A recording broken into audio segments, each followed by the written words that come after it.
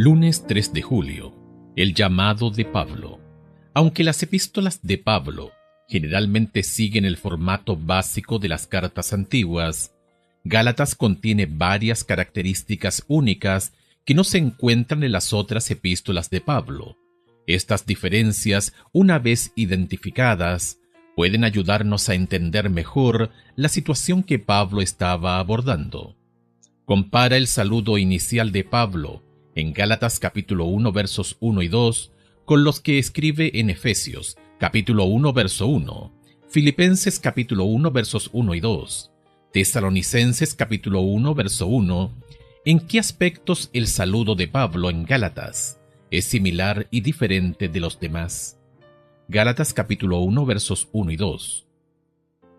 Pablo, apóstol, no de hombres ni por hombre, sino por Jesucristo, y por Dios el Padre que lo resucitó de los muertos, y todos los hermanos que están conmigo a las iglesias de Galacia.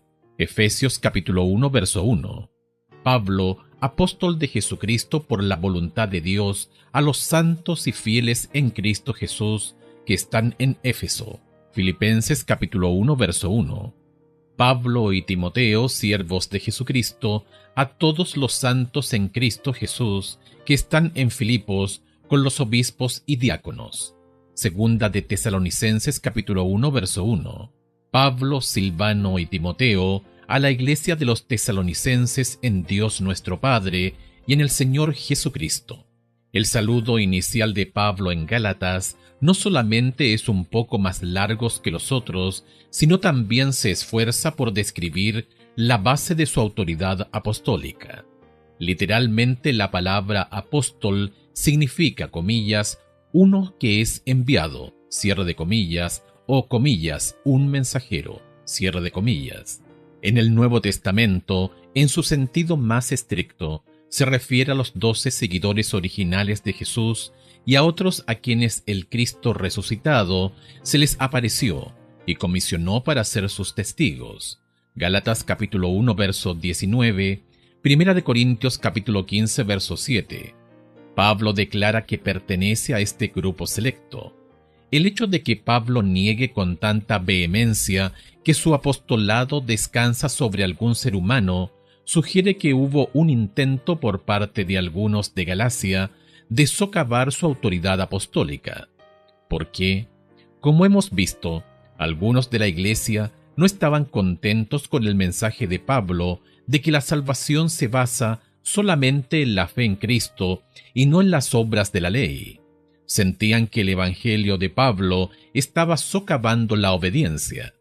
Estos detractores eran sutiles. Sabían que el fundamento del mensaje evangélico de Pablo estaba ligado directamente a la fuente de su autoridad apostólica, Juan capítulo 3 verso 34, y estaban decididos a lanzar un ataque poderoso contra esa autoridad. Sin embargo, no negaban directamente el apostolado de Pablo, meramente argumentaban que no era muy significativo. Probablemente aseveraban que Pablo no era uno de los seguidores originales de Jesús. Su autoridad, por lo tanto, no provenía de Dios, sino de los seres humanos, quizá de los líderes de la iglesia de Antioquía, que comisionaron a Pablo y a Bernabé como misioneros. Hechos capítulo 13 versos 1 al 3. O quizá provenía únicamente de Ananías, quien había bautizado a Pablo, por empezar. Hechos capítulo 9 versos 10 al 18. Pablo, según la opinión de ellos, era simplemente un mensajero de Antioquía o Damasco, nada más. Por lo tanto, argumentaban que su mensaje era meramente su propia opinión y no la palabra de Dios. Pablo reconoció el peligro que presentaban estas acusaciones, por lo que defiende inmediatamente su apostolado dado por Dios. ¿De qué formas, incluso sutiles, está siendo desafiada la autoridad de las Escrituras dentro de nuestra iglesia? ¿Cómo podemos reconocer estos desafíos? Más aún, ¿cómo pueden haber influido en tu propio pensamiento con respecto a la autoridad de la Biblia?